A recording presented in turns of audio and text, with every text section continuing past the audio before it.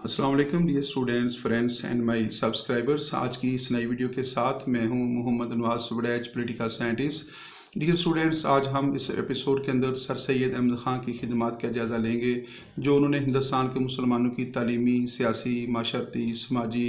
हैसियत को बेहतर करने और उनके खोए हुए मुकाम को दोबारा बहाल करने के लिए सर अंजाम दी।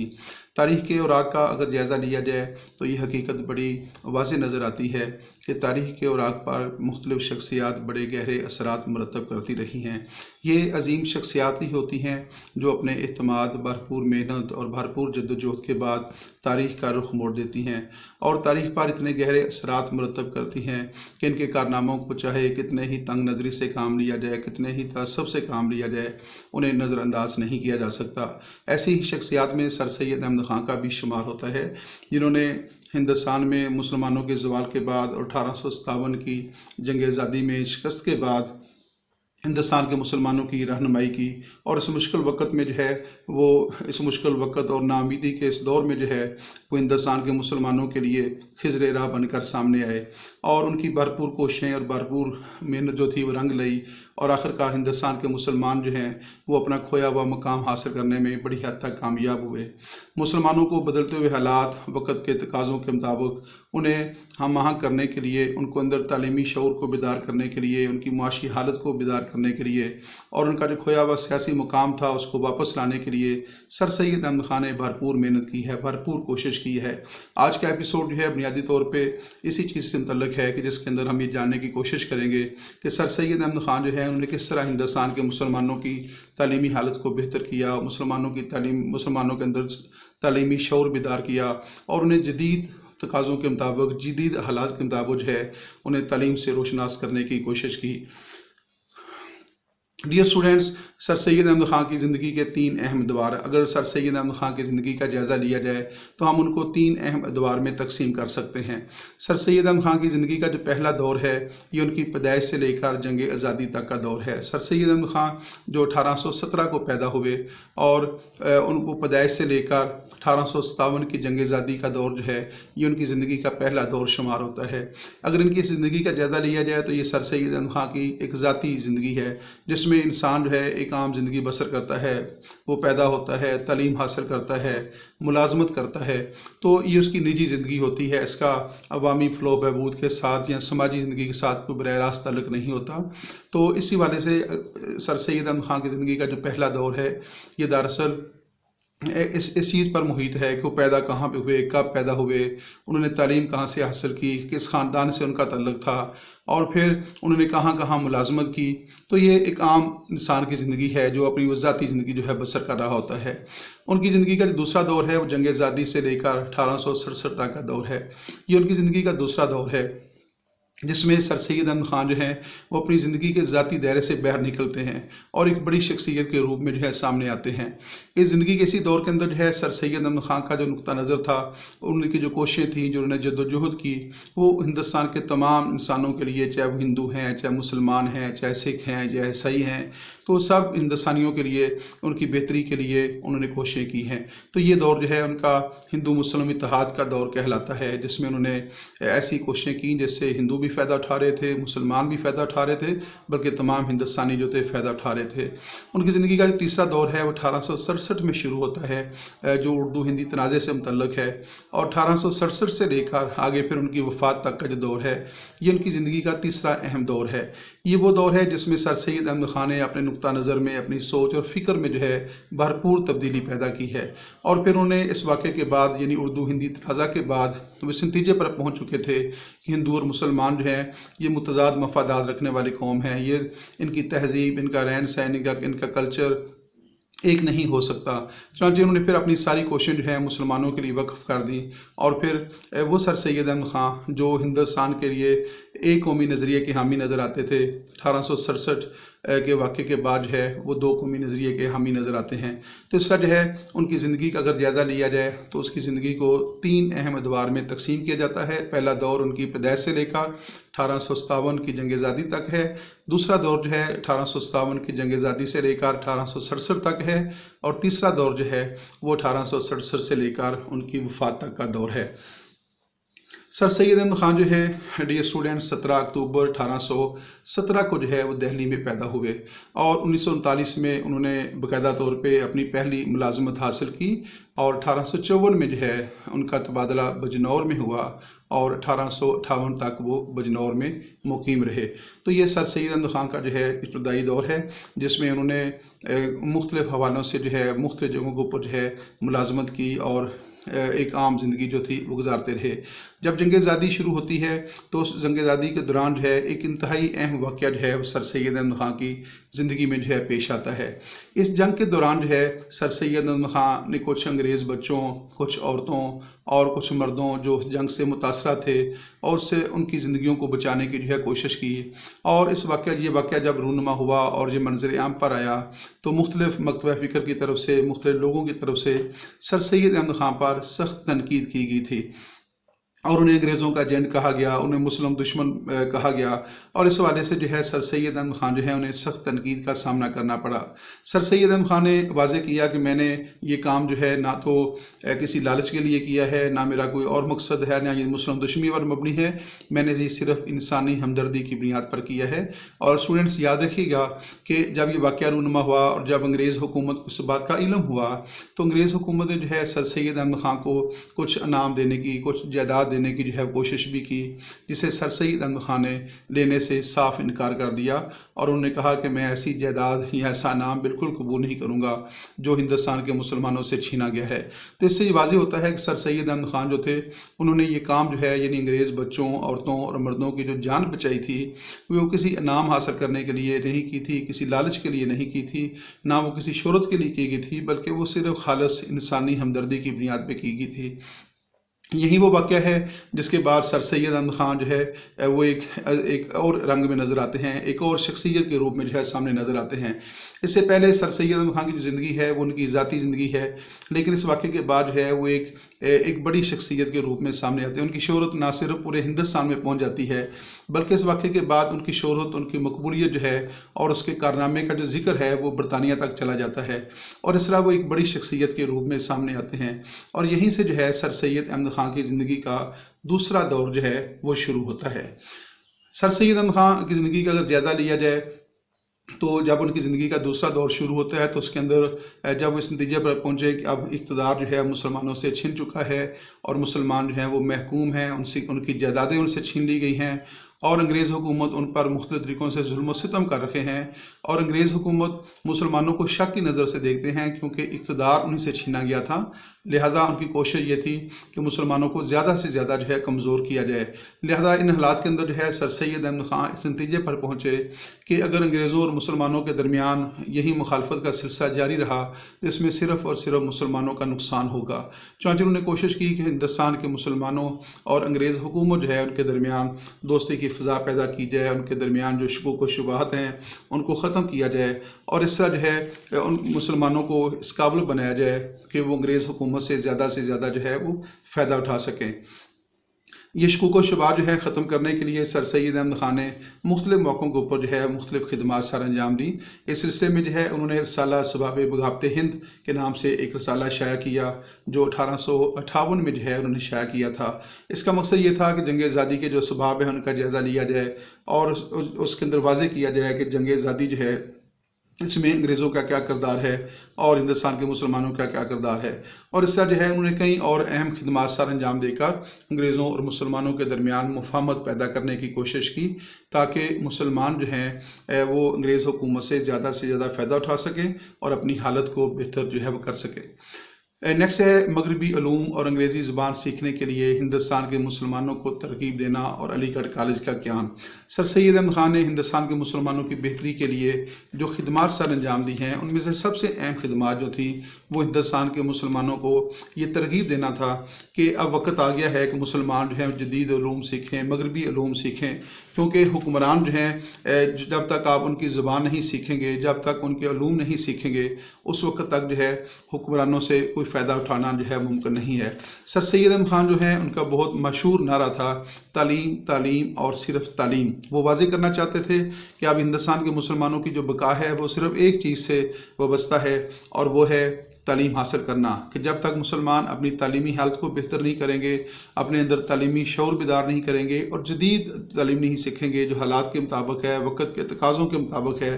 اس وقت تک جو ہے ہندوستان کے مسلمان جو ہیں وہ اپنا کھویا ہوا مقام حاصل نہیں کر سکتے۔ سر سید احمد خان کا یہ بھی نقطہ نظر تھا کہ ہندوستان کے مسلمانوں سے جو جائیدادیں چھین لی گئی ہیں، انہیں ملازمتوں سے محروم کر دیا گیا ہے، اس سے ان کی معاشی حالت جو ہے بری طرح متاثر ہوئی ہے۔ اب وہ سمجھتے تھے کہ صرف تعلیم ہی وہ ایک چیز رہ گئی ہے کہ تعلیم حاصل کر کے مسلمان اچھی ملازمتیں حاصل کریں اور اپنی معاشی حالت کو جو ہے بہتر کریں۔ چنانچہ انہوں نے ہندوستان کے مسلمانوں کی تعلیمی حالت کو بہتر کرنے کے لیے مختلف ادارے قائم کیے۔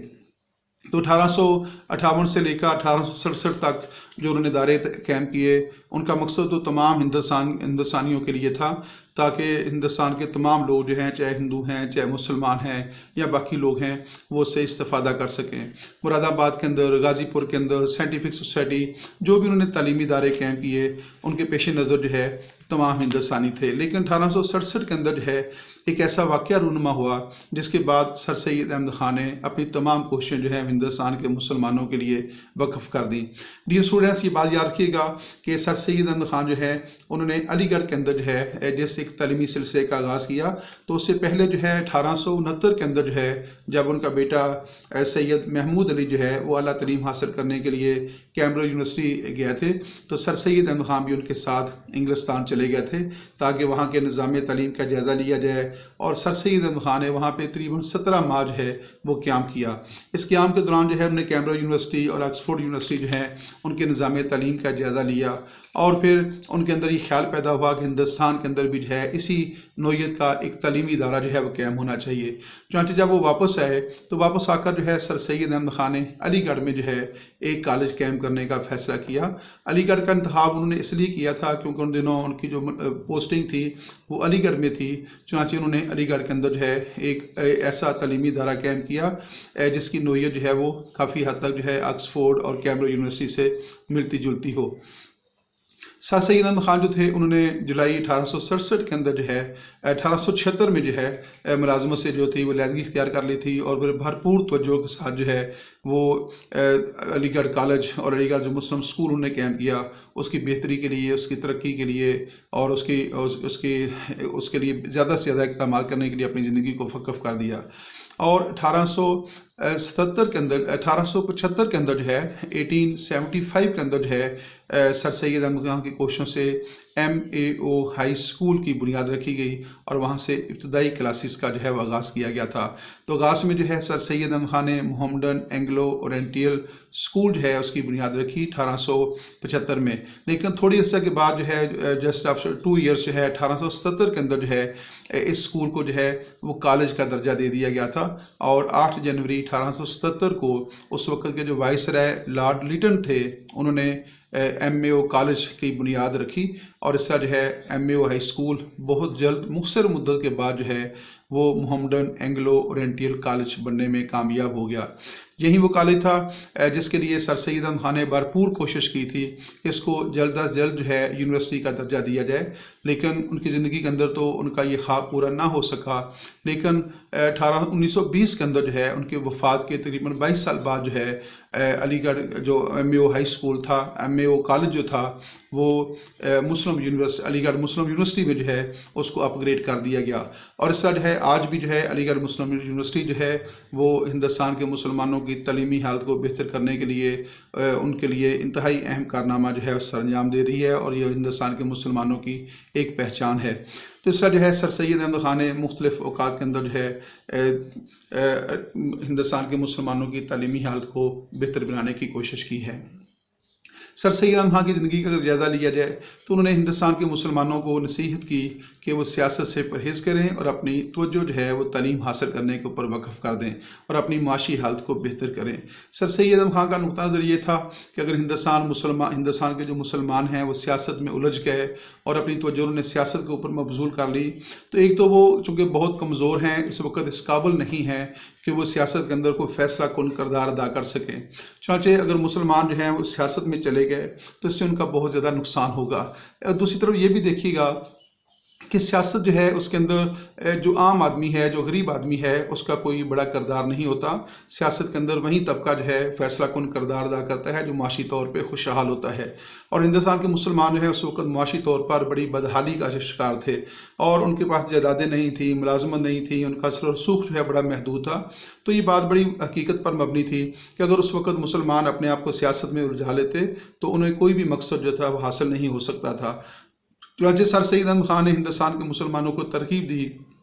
نصیحت کی کہ وہ تعلیم حاصل کریں، تعلیمی حالت کو بہتر کریں، جدید تعلیم سے اپنے آپ کو مزین کریں، اور تعلیم حاصل کرنے کے بعد جو ہے جب وہ بہترین ملازمتیں حاصل کر لیں گے، اپنی معاشی حالت کو بہتر کر لیں گے، تو پھر تعلیم اور بہتر معاشی حالت کے بعد جو ہے جب ہندوستان کے مسلمان ہندوستان کی سیاست میں آئیں گے، ہندوستان کی سیاست کے اندر کردار ادا کریں گے، تو پھر ان کی حیثیت بہت بہتر ہوگی اور اپنے مفادات کو وہ تحفظ دینے میں کامیاب بھی ہو جائیں گے۔ چنانچہ یہی وجہ ہے کہ سر سید احمد خان نے یہ نعرہ بلند کیا تھا کہ تعلیم، تعلیم اور صرف تعلیم۔ تو تعلیم حاصل کرنے کے بعد ہی جو ہے ہندوستان کے مسلمان کوئی بہتر کردار جو ہے وہ ادا کر سکتے ہیں۔